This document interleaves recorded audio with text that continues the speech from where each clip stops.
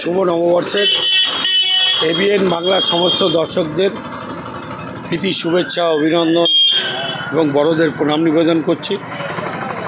শুভ নববর্ষে অশোকনগর সহ সারা বাংলার মানুষের কাছে আমি অনুরোধ করব, সাম্প্রদায়িকতাবাদের বিরুদ্ধে রুখে দাঁড়াতে হবে। আগামী লোকসভা নির্বাচনে বাংলার উন্নয়নের জন্য মমতা বন্দ্যোপাধ্যায়ের নেতৃত্বে যে সরকার চলছে সেই সরকারকে আরও শক্তিশালী করার জন্য লোকসভা নির্বাচনে নিজের এলাকার উন্নয়নের স্বার্থে তৃণমূল কংগ্রেসের জোড়াফুলের প্রার্থীদের বিপুল ভোটে নির্বাচিত করুন। কারণ তৃণমূল কংগ্রেসই বাংলায় উন্নয়নের রেনেসাঁস নবজাগরণ এনেছেন। মমতা বন্দ্যোপাধ্যায়ের নেতৃত্বে ৬৭টা প্রকল্পের মধ্য দিয়ে, দুয়ারে সরকারের মধ্য দিয়ে বাংলার মানুষের ঘরে ঘরে উন্নয়ন পৌঁছে দিয়েছেন।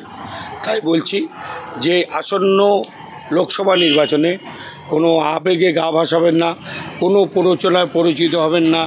উন্নয়নের পক্ষে মমতা বন্দ্যোপাধ্যায়ের সাথে মমতা বন্দ্যোপাধ্যায়ের জোড়াফুল চিহ্নকে আপনি নির্বাচিত করুন।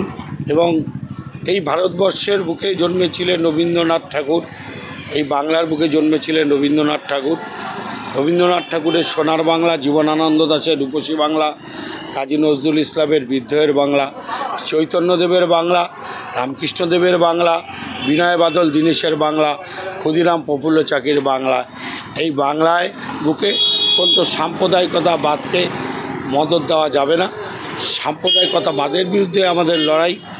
আমরা এই বাংলায় আমাদের একটাই স্লোগান, আমরা হিন্দু নই, আমরা মুসলমান নই, আমরা এক জাতি এক প্রাণ একতা।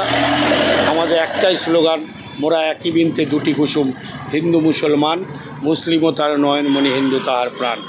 এই ভারতবর্ষের গণতন্ত্র, বাংলার গণতন্ত্র, বাংলার কৃষ্টি সংস্কৃতির ধারাকে বজায় রেখে এবং আগামী দিনে এই বাংলাকে আরও শ্রেষ্ঠ জায়গায় নিয়ে যাবার জন্য তৃণমূল কংগ্রেসকে আপনারা সমর্থন করুন, মমতা বন্দ্যোপাধ্যায়ের হাতকে শক্তিশালী করুন।